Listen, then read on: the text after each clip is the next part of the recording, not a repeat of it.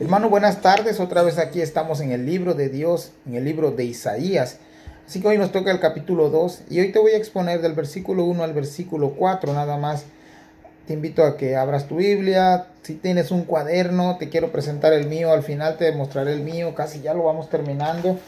Llevamos estos apuntes desde que comenzamos a leer la Biblia hace aproximadamente año y medio, ya para 2 años. Entonces me ha sido de gran utilidad, he aprendido mucho. De hecho, el día de hoy, estudiando ya el libro de Isaías, muchos hermanos que hemos estado platicando de este libro lo consideran un libro muy difícil de interpretar. Vamos a mirar que nos habla acerca de la escatología, acerca de profecías, acerca de pasajes mesiánicos. De hecho, trae 66 capítulos y vemos que es una mini Biblia encajada en la misma Biblia. Pero hoy vamos a estar exponiendo estos 4 versículos y para mí, hermano, ha sido de aprendizaje estar pasando tiempo en la palabra del Señor. De hecho, hay cosas que a veces no conocíamos y cuando llegamos a la Biblia empezamos a ver, nuestro entendimiento se vuelve, se enriquece y muchas veces, a veces nosotros nada más escuchamos lo que otros leen, pero cuando leemos nosotros la palabra de Dios, totalmente se convierte en una experiencia distinta. Sentimos que Dios nos habla a través de su palabra. Así que te invito a Isaías capítulo 2 del 1 al 4. Vamos a ir paso a paso. No sé qué tiempo me vaya a dilatar aquí, pero vamos a estar haciendo estos videos así por partes. Y pues sígueme ahí en mi canal. Tengo ya la luz de los salmos con unos cuantos capítulos de salmos. Y ahora quiero comenzar con Isaías. Ahí está en la lista de reproducción como el libro de Dios, Isaías. Otra de las cosas que quiero aclarar, hermanos, es que no soy un experto en la interpretación de la Biblia. Estoy aprendiendo al igual que otros, pero Dios ha estado hablando a mi vida a través de la lectura. Y yo sé, hermanos, que muchas veces algunos de nosotros decimos no tener el tiempo suficiente, pero cuando le dedicamos al Señor, a la lectura de la Biblia, unas horas, hermanos, nuestro entendimiento parece que es cautivado por el Espíritu Santo de Dios. Así que comenzamos y te animo ahí a que abras tu Biblia. Dice el primer versículo: lo que vio Isaías, hijo de Amós, acerca de Judá y de Jerusalén. Ya en el capítulo 1, versículo 1, dice visión de Isaías, hijo de Amós. Ahora en el versículo 1 del capítulo 2 dice lo que vio Isaías. Es la continuación de esta visión. Ya Isaías nos estaba diciendo en el capítulo 1 cuál era la condición en la que se encontraba el pueblo, y al final del capítulo también nos dice que Dios mismo restauraría a Sión, restauraría su lugar que él había escogido desde un principio para que ahí fuera adorado. Sin embargo, cuando llegamos a la conclusión, y la pregunta que te quiero hacer en esta tarde es: ¿qué es una visión? Y te hago la siguiente pregunta porque muchas veces entendemos, si tú eres como el trasfondo que yo tenía antes, una visión era como un mensaje futurista, pero algo así como que simplemente hay personas que dicen que tienen visión de parte de Dios y uno anda buscando esas visiones para ver qué te trae el día de mañana. Sin embargo, cuando hablamos de visión en la Biblia, sí es un anuncio profético, pero es algo que se cumple al pie de la Biblia. O sea, no tiene nada que ver con alguien que te diga que te vas a enfermar, o que Dios le reveló que si haces tal cosa te irá mal. No tiene nada que ver con eso. De hecho, la palabra visión quiere decir, hermanos, capacidad de ver. Eso es lo que quiere decir la palabra visión. O simplemente quiere decir percepción de las realidades físicas a través de la vista. Eso es lo que quiere decir visión. la capacidad de ver. Entonces, si esto lo ponemos ahora en el contexto de Isaías, a Isaías, por medio de Dios, por medio del Espíritu Santo de Dios, se le permitió ver el futuro, por así decirlo, con una percepción más amplia acerca del futuro. Y no solamente eso, sino que comunicarlos a quienes. Miremos el versículo 1 otra vez del capítulo 2. A Judá y de Jerusalén, a los de Judá y a los de Jerusalén. Para ellos era dirigido esta visión y este mensaje. Versículo 2, hermanos. De hecho, déjame, te digo algo. Es increíble cómo la palabra de Dios se armoniza, porque esta misma profecía que vamos a estar mirando del versículo 1 al 4, también la encontramos en el libro de Miqueas, capítulo 4. Y es algo así como que la misma Biblia se interpreta así sola. Recordemos que Miqueas fue contemporáneo también de Isaías, y cómo Dios le da este mismo mensaje a otros profetas de parte de Dios para que juntos armonicen este mensaje. Así que entramos al versículo 2 y dice: acontecerá en los postreros de los tiempos. Y voy a hacer una pausa ahí. El postreros de los tiempos lo pudiéramos traducir como en el futuro. Es como decir, acontecerá en el futuro. Otras traducciones dicen en los últimos días. Ahora, la pregunta que también te quiero hacer ahorita es: ¿cuándo es el postrer de los tiempos? ¿Será cuando Cristo vuelva? ¿Será en el día del rapto? ¿Será en el día del juicio final? ¿Cuándo es ese día? No me quisiera meter tanto ahí porque hay muchas corrientes de pensamientos acerca de la escatología. Hay varias ramas. Están los postmileniaristas, están los premileniaristas, están los amileniaristas. Y no quisiera entrar en ese detalle tanto. Más bien quisiera interpretar estos versículos a la luz de la misma Biblia. Recordemos que el mensaje y la profecía y la visión que está Isaías dándonos es acerca de los que están en Judá y de los que están en Jerusalén. Bajo ese contexto histórico quisiera interpretar este versículo 2 que dice: acontecerá en los postreros de los tiempos, o sea, en los últimos días, que será confirmado el monte de Jehová como cabeza de los montes, y será exaltado sobre los collados, y correrán a él todas las naciones. Y te voy a interpretar esto en el contexto histórico. No me quiero salir de ese marco histórico. Por ejemplo, recordemos que Isaías le está hablando a un pueblo, ya nos dijo que es de Judá y de Jerusalén. En el capítulo 1, versículos 7 y 8, miremos en qué condiciones estaba este pueblo. Dice el versículo 7 y 8 del primer capítulo de Isaías: vuestra tierra están destruidas, vuestras ciudades puestas a fuego, vuestras tierras delante de vosotros, comida por extranjeros y asolada como asolamientos de extraños. El versículo 8 dice: y queda la hija de Sión como enramada en viña, y como cabaña en melonar, como ciudad asolada. Por una parte, recordemos que Sión es la parte de la capital central de Judá, que es Jerusalén. El resto, fuera de Jerusalén, fue totalmente destruido, fueron cautivados, fueron llevados a otros lugares, como esclavos, como siervos. Muchos incluso fueron muertos aquí.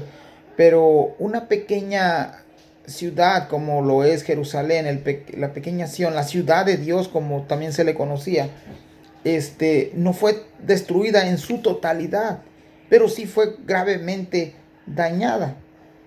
Eso lo vimos ya en el capítulo 7, capítulo 1, versículos 7 y 8.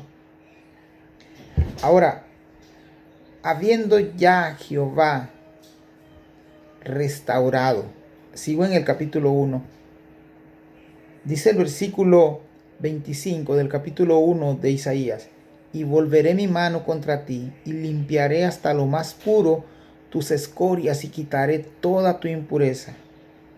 El Señor traería juicio a esta tierra, y por medio del juicio de Dios limpiaría a este pueblo de la escoria, de aquellos que estaban haciendo el mal, de aquellos que estaban profanando el nombre de Dios en la tierra de Dios, y iba a limpiar sus impurezas. Eso lo vemos también en el versículo 20, en el versículo 25. Pero el versículo 26 nos dice ya lo que Dios comenzó a hacer después de la limpieza y la purificación. Restauraré tus jueces como al principio y tus consejeros como eran antes. O sea, es un reseteo que Dios hace con otras personas. Levantarán nuevos líderes que sean líderes temerosos de la palabra del Señor. Y entonces es aquí donde yo quiero aplicar el versículo 2 del capítulo 2 de Isaías. Y acontecerá en los postreros de los tiempos, o sea, cuando ya Dios haya restaurado, que será confirmado el monte de la casa de Dios como cabeza de los montes. Es decir, en el monte Sión iba a ser visto como el más alto de todos los pueblos, de todas las naciones, por la misma presencia de Dios. Iba a estar como cabeza, como lo principal. Algunas traducciones, como la Nueva Biblia Viva, lo traduce que la mayor atracción va a ser Jerusalén. Y es algo así como el monte más importante, la ciudad más importante va a ser el monte de la casa de Jehová, como lo dice el versículo 2, como cabeza de los montes. Y será exaltado, esto quiere decir, y será puesto por encima de los demás. Y correrán a él todas las naciones. De esta manera yo lo estoy interpretando a la luz histórica, del contexto histórico de lo que ya vimos en el capítulo 1. Pero ahora te quiero invitar al capítulo 27:13 de Isaías para ver qué es lo que va a suceder en los últimos días o en los posteros días. Dice el 27:13: acontecerá también en aquel día, otra vez hablando del futuro, que se tocará con gran trompeta y vendrán los que habían sido esparcidos. Y este es mi punto, que ya han sido en el pasado, los del versículo 13, ya han sido llevados a otros lugares. Dice: y vendrán los que han sido esparcidos en la tierra de Asiria y los que habían sido desterrados a Egipto, y adorarán a Jehová en el monte santo en Jerusalén. Por eso te decía de que todos estos tiempos, estos verbos están en futuro. Entonces, si vamos bien hasta ahí, entraremos al versículo 3, pero no sin antes llevarte a Deuteronomio 28. ¿Por qué te menciono Deuteronomio 28? Porque en Deuteronomio 28 están las consecuencias por la obediencia y las consecuencias por la desobediencia. Entonces en el Deuteronomio 28:64, cientos de años antes, ya el Señor había estipulado que si hacían bien las cosas, si lo adoraban, si no se apartaban de sus estatutos, de sus mandamientos, Él los bendeciría. Pero si hacían lo contrario, el Señor mismo les daría la espalda. Vamos allá a Deuteronomio 28:64. En el 28:64 dice: y Jehová te esparcirá por todos los pueblos, desde un extremo de la tierra hasta el otro extremo, y ahí servirás a dioses ajenos que no conociste tú ni tus padres, al leño y a la piedra. Recordemos otra vez el contexto histórico de lo que hemos leído en el capítulo 1. Habían personas que estaban ya totalmente inmersas en lo que era la idolatría. Dios se iba a encargar de esparcirlos, de que sus enemigos los capturaran y fueran esparcidos. Pero gracias a Dios, también en el capítulo 1, versículo 9, dice que Dios dejó un pequeño resto, un pequeño remanente. A lo mejor es como aquel remanente que quedó en los tiempos de Elías, que Elías se sentía solo, que ya no había nadie más de los hijos de Dios, que ya no habían profetas, mas sin embargo el Señor le dice: me he guardado un pequeño remanente. Entonces, Dios en todo momento ha tenido misericordia. Vamos empezando el capítulo 1 y vemos ya la misericordia y la gracia de Dios aplicadas en su pueblo. Entonces el versículo 2 termina, porque de Sión, perdón, y será exaltado sobre los collados y correrán a él todas las naciones. Ese es el versículo 2. Al ver que ya Jerusalén, que el monte de Dios, que la cabeza del monte de la casa de Dios ha sido restaurada y ven la perfección de la justicia de Dios, los pueblos alrededores van a voltear a ver. De hecho, no sé si te dije el título que le he puesto del versículo 1 al 4. Le puse: las naciones conocerán la justicia de Dios. Seguimos en el versículo 3. Dice: y vendrán muchos pueblos. Y yo quiero hacer un paréntesis aquí, dejar el versículo 2 y unirlo con el 4 y dejar en medio el versículo 3. Dice: y vendrán muchos pueblos y dirán. Y yo quiero que notes también los verbos. Todos están en futuro. Y no, para mí entender, no es un futuro muy lejano, es un futuro que está, es un futuro que viene enseguida para ellos. Dice: y vendrán muchos pueblos y dirán: venid y subamos al monte de Jehová, a la casa de Dios de Jacob, y nos enseñará sus caminos, y caminaremos por sus sendas, porque de Sión saldrá la ley, y de Jerusalén la palabra de Jehová.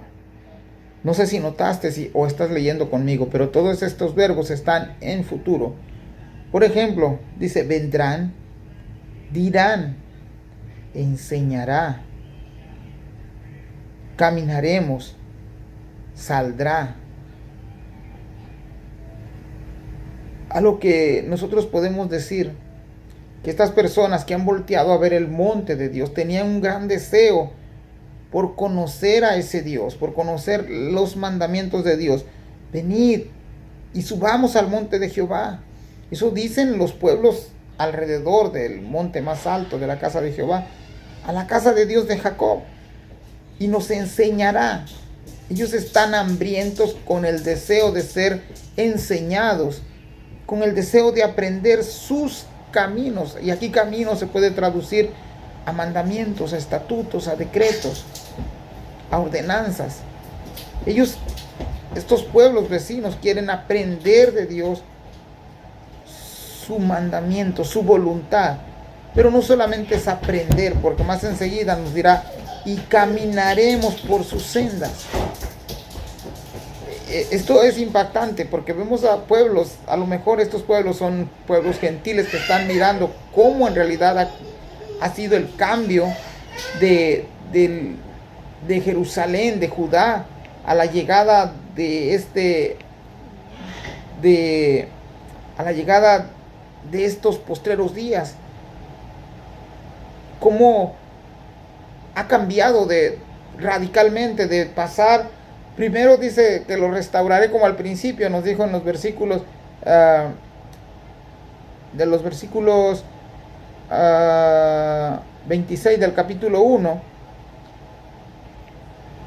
Pero ahora vemos en el versículo 3 del capítulo 2, cómo ellos quieren ser enseñados para que ellos conozcan la justicia. Dice: y caminaremos por sus sendas, porque de Sión saldrá la ley. Y esta palabra ley es muy importante aquí. Es muy importante porque es como decir: en Sión está la verdadera enseñanza, en Sión está el verdadero mandamiento. La palabra ley ahí equivale a enseñar. Es como si ellos están diciendo: porque de Sión, en Sión nos enseñarán. Pero no solamente eso, dice: y de Jerusalén la palabra de Jehová. Recordemos que estos pueblos son vecinos de ellos en el contexto histórico. Jerusalén y Judá serán restaurados, y ya Dios ha puesto nuevos jueces y nuevos consejeros.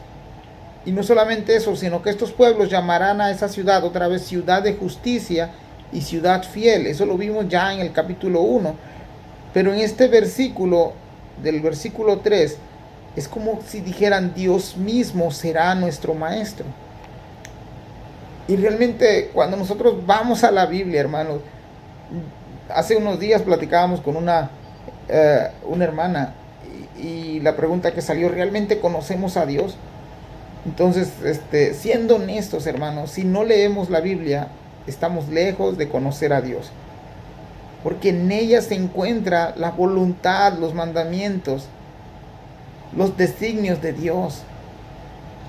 Si no conocemos su carácter, sus atributos,